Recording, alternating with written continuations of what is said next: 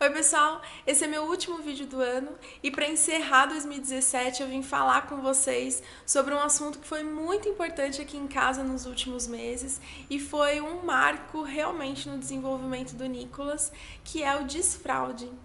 Hoje o Nicolas está com 2 anos e 5 meses e eu iniciei o desfraude dele há 3 meses, com 2 anos e 2 meses.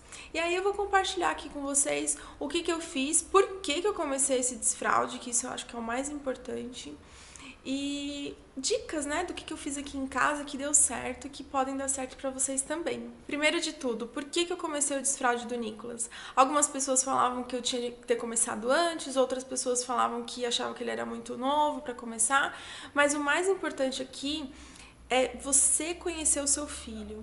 Não existe uma idade certa para se fazer o desfraude, não existe que, porque o filho da minha amiga não tá usando fralda, eu tenho que tirar do meu também. Não existe isso. Cada criança tem o seu tempo, uma criança é diferente da outra e não existe uma idade certa para o desfraude. O que existe é a gente prestar atenção nos sinais que os nossos filhos dão. Então eu vou falar para vocês quais eram os sinais que o Nicolas ia dando. O primeiro de tudo ele não queria mais ficar de fralda. Ele arrancava a fralda dele. Mesmo se ele estivesse com shorts, ele puxava os shorts, dava um jeito de tirar e arrancava a fralda. Não queria mais ficar de fralda. O segundo sinal ele começou a avisar sempre que ele fazia cocô. Então ele fazia cocô, ele já avisava: mãe, cocô. Tipo, tinha que tirar na hora o cocô, ele não ficava com a fralda suja. E em algumas vezes ele avisava antes de fazer o cocô. Mas não dava tempo de ir no banheiro, ele só avisava mesmo. Então, bom, a gente já percebeu que ele já estava sabendo o que estava acontecendo com o corpo dele, né? A terceira coisa é que sempre que a gente entrava no banho, eu falava pra ele: Nicolas, faz xixi ali no ralinho. E ele fazia. Então, isso é um sinal de que ele tá conseguindo controlar o xixi, né? Ele conseguia fazer em determinada situação.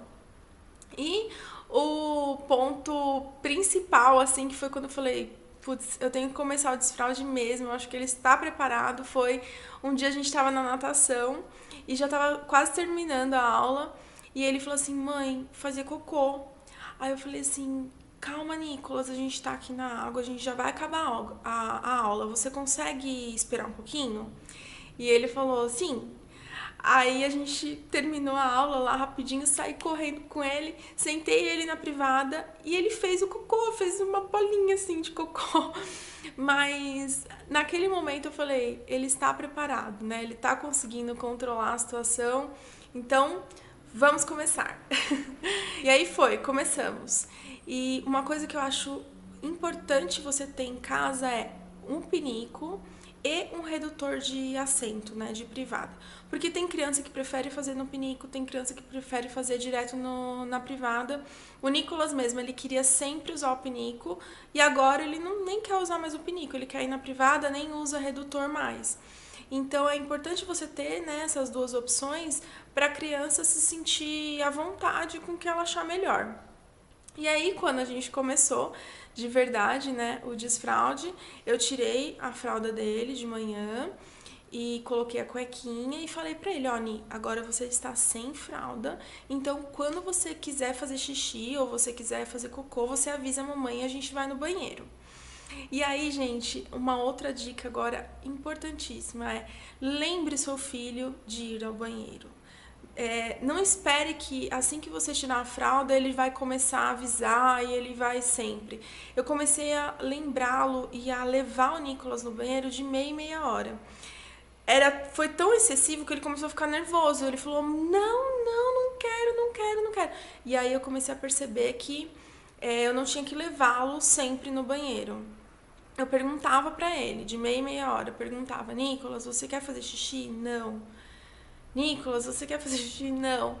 E aí, algumas vezes acontecia o escape. Então, mesmo ele falando que não queria, dava 5 minutos, ele fazia xixi. Os 2 primeiros dias foram, assim, um caos. Eu cheguei até a pensar que eu tinha tomado a decisão errada, que ele não estava preparado para tirar a fralda. Mas, no terceiro dia, ele acordou, assim, acordou, a gente tirou a fralda, porque depois eu vou falar sobre isso, sobre a fralda noturna, mas eu tirei a fralda dele, ele acordou e falou, mãe, cocô. E aí, a partir do terceiro dia, ele começou a avisar sempre. É lógico, tiveram ainda alguns escapes de xixi, né? É super normal, mas foram 2 dias intensos, assim, e que depois foi indo super bem. O que a gente tem que pensar é que é uma mudança muito grande para eles, né?